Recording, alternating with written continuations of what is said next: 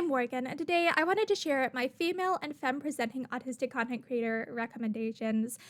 I am on the autism spectrum. When I was growing up, there was not a lot of representation of autistic people in the media, let alone autistic women. And so I wanted to share some of my favorite female and femme-presenting autistic content creator recommendations. Also, I'm not 100% sure that every single person on this list currently uses she, her pronouns. Um, so first of all, I wanted to talk about Amber Ortolano. I apologize if I'm getting the name pronunciation wrong. She does a lot of fashion content, especially 1920s fashion. And she's very beautiful and creative, and I love her style. And she is also an autistic content creator. Next of all, I wanted to talk about Bridget Miller.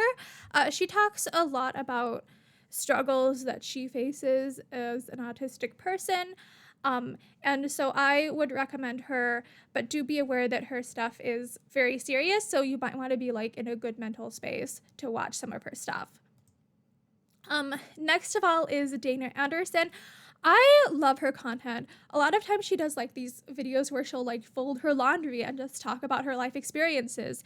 And I think she was one of the people who really made me realize like, hey, I'm not the only one who struggles to keep up with things like laundry. Like that's something that I personally struggle a lot about or a lot with. And I really have found it personally for me to be quite healing to listen to her because she opens up about a lot of struggles that it's like I'm not the only one who struggles with these things.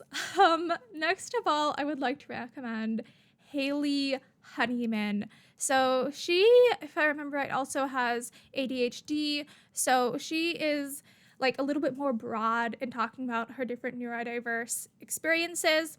But I really recommend her stuff. A lot of her stuff kind of is a little bit like helpy and talking about like strategies that she has to make her life easier. So like I recommend her stuff. I think she's really cool. Next of all is Kaylin Partlow.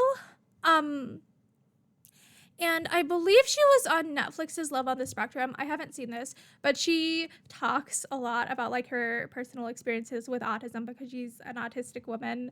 And next of all is Morgan Foley. She does, I think, a lot more short form content compared to long form content. And a lot of hers is just like short form content of like things that she's experienced or like correcting stereotypes and stuff. So I think Morgan Foley's content is really good. I don't know how I feel about her name because it's like she has the same name as me, which kind of makes me feel like a little bit competitive about her just because it's like, oh my gosh, another person with my name who's also autistic. Like, do I like this or do I hate this? It's very surreal. But I think she does a lot of really excellent work. Next of all is Purple Ella. I'm not 100% sure what her current pronouns are, but she is, I'd say, a bit more femme presenting. So I also wanted to include her in this list. And she talks a lot about like her experiences as a neurodiverse person, but I think she also does a lot more like educational type content. So if you're looking for more like educational content, I definitely recommend her channel. She also does like travel vlogs, which is really neat. And I think she also does a lot of stuff about like gender identity too.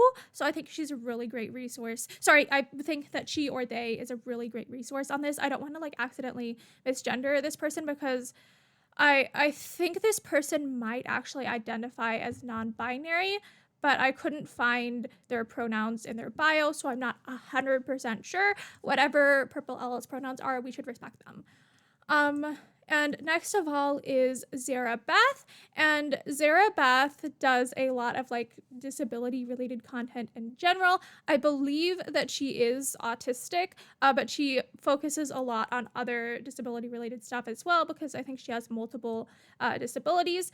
And like she just does a lot of content about like her life as well as just like the challenges she faces as someone with disabilities.